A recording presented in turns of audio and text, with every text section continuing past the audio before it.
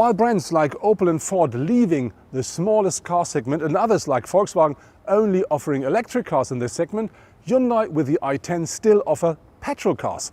And with this, welcome to Lisbon and the presentation of the new i10. And today we drive that car with the smallest engine on board to see how it drives and what else the newest version delivers.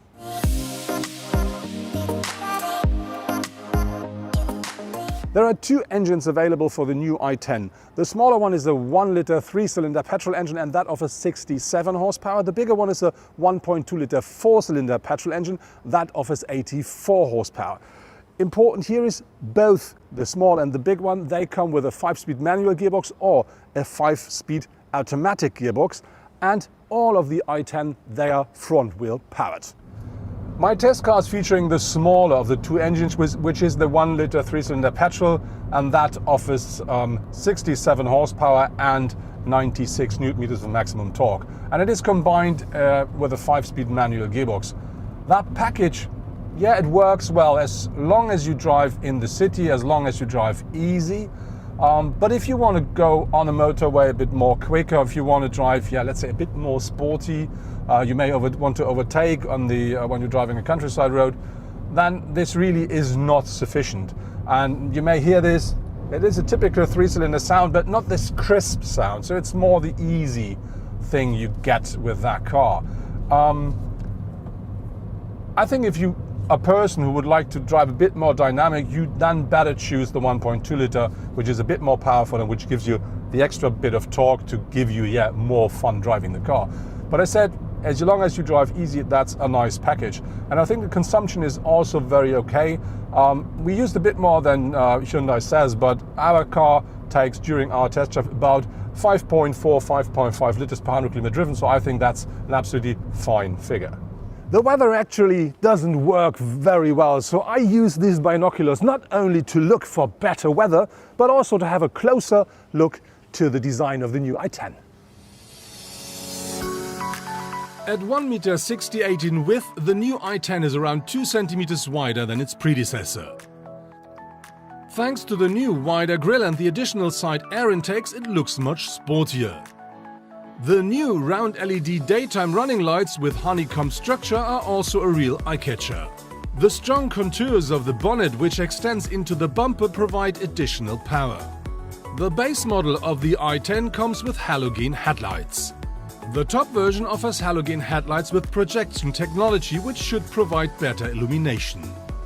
Aluminium wheels up to 16 inches on the side ensure the right appearance.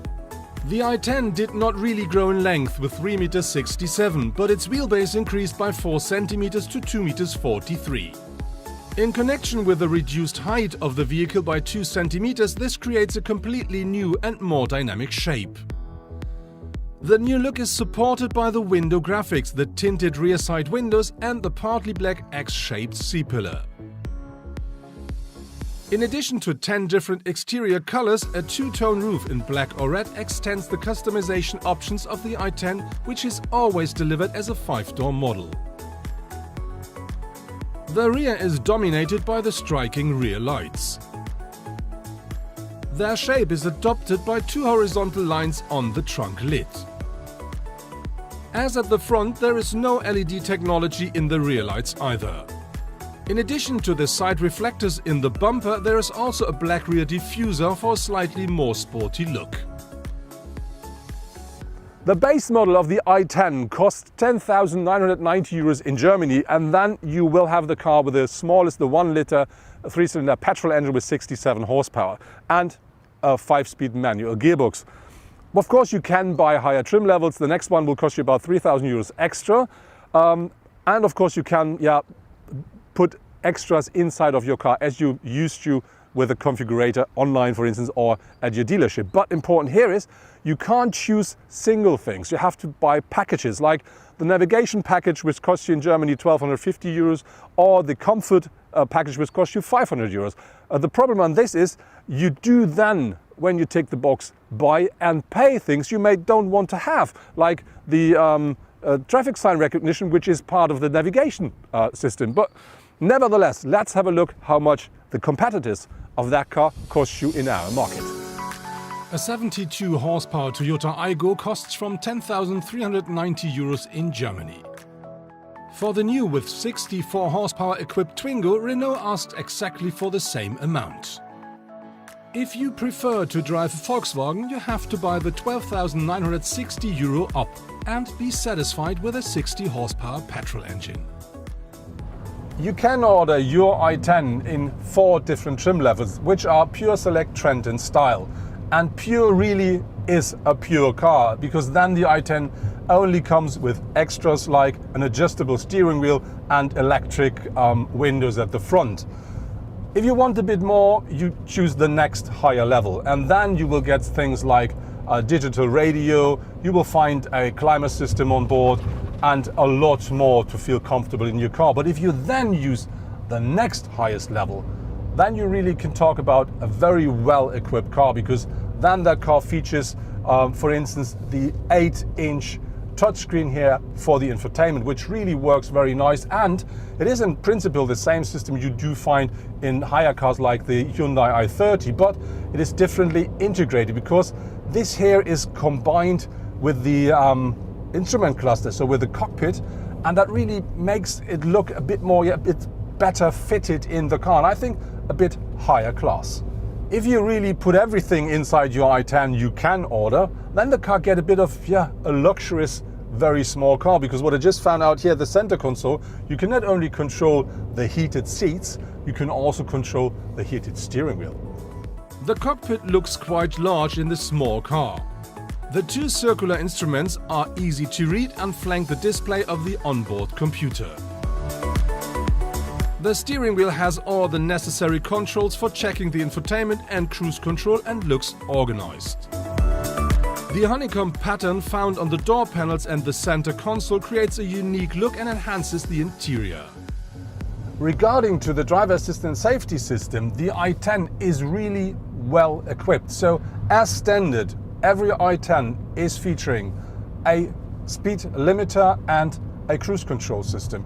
It is featuring a high beam assist, it is featuring an active lane assist system, and I think most important, a front collision warning system with an automatic emergency brake. And this system not only recognizes other cars, it also recognizes pedestrians. The navigation package includes the BlueLink telematics system developed by Hyundai. In addition to live services such as traffic and weather reports, it also offers the option of an app, for instance to locate the vehicle or find parking spaces and check petrol prices. The space the i10 offers for the driver and co-driver is more than sufficient. I really do sit comfortably in the car. I do have enough space for my shoulders, elbows, and as you see I have head space left. The only downside is that you can only adjust the steering wheel up and down. You can't pull it towards yourself, which is not very nice if you're a tall person like I am. But the rest is really more than comfortable, and we're still talking about a very small car. And on top of the seats, they do offer, I would say, enough comfort and more than enough support for this type of a car. When we talk about the rear seats, when I sit at the front, nobody can sit behind me. Maybe a newborn one, but nobody else. But this is absolutely normal for this size of a car. But I think if you're a standard person at the front, you may have your kids at the rear seats, that should work. But forgive me, I will not try to enter the rear seat behind me. Talking about practicability, the i10 does feature as standard a splitted rear seat. You can fold, so one side and then the other one. I really do like this a lot. When we talk about storage compartments, the car offers quite big compartments here at the doors, and another one here, which is the door handle, which is closed, but this is another compartment. On top of this, you do find in the center console this space down here, which is the optional wireless charging point, and in the center console you do find 2 small cup holders and a small compartment aside of the handbrake. On top of this, you do find the standard glove box and another compartment above it. And I really think for this size of the car, this is more than enough space to store your stuff in the car. Depending on the trim level you order, the new i10 now comes with a variable floor for your boot. And when we talk about the size, that car features with the rear seats up 252 litres, and when you fold down the rear bench, that increases up to 1050 litres as maximum. But now let's have a closer look what the competitors will offer here. The Volkswagen Up comes very close to the i10 with a loading volume of 251 to 959 litres. The Renault Twingo offers 219 to 980 litres, and the Toyota Aygo comes last with 168 to 812 litres. Talking about brakes, steering, suspension, I think the i10 is doing a nice job here. So the suspension really works well. It is stiff enough without being uncomfortable, and the car is not leaning too much into curves, and we're talking about a very small car. When we talk about the brakes, you can really use them, it may sound stupid, but the way you expect. So for this kind of a car, they are soft enough to provide you with enough comfort, but they do brake enough, or the way you expect it when you push the pedal. When we talk about the steering, that is quite precise, but not too much to make the car nervous. So I think overall the package really works well for this size and type of a car. Now I'm driving a bit uphill, and what you can hear is the 3-cylinder engine, and what you do feel if you drive the car is this is exactly the situation where you wish to have a bit more of power to make the whole drive, let's say, more enjoyable. When we talk about the i10, we do talk about the smallest car segment, and that means when we talk about the interior, it is loads and loads of plastic to find. So you do have plastic here, here, here, here, even here. The only thing that is no plastic, I think, are the seats and the steering wheel. But this is nothing unusual for this type of a car. I think more important is how it looks. And I really do have to say I like the look of this interior. And what I really do like with it is, on one hand, the integration of this display here, because this is very nicely made. On the other side, I do like the front part here of the dashboard, which got a bit of a different surface, and that really makes this interior a bit more higher class. What I don't like so much is we do find loads of these glossy black parts, and especially here at the sat-nav, and this is a place where you have your fingers quite often, and so this means you will have your fingerprints everywhere, and I'm not a big fan of that.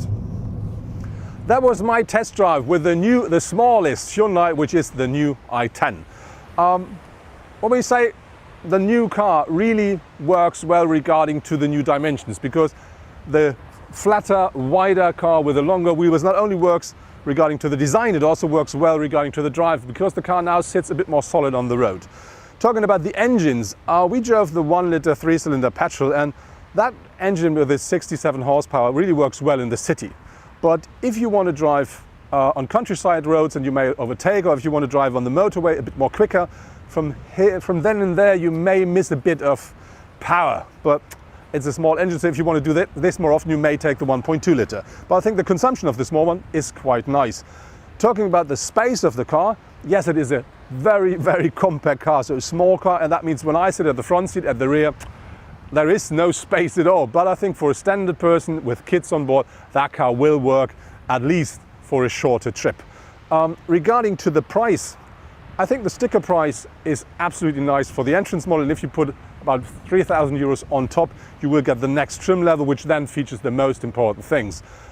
Regarding to the most important things, what I really like with the car is that it comes even with this base model with the most important driver assistance and safety systems, which are the front collision system and which is the lane assist. And this all works with this single camera up here. So something I really do like a lot. So I think overall, a very nice car and a lot more modern than its predecessor.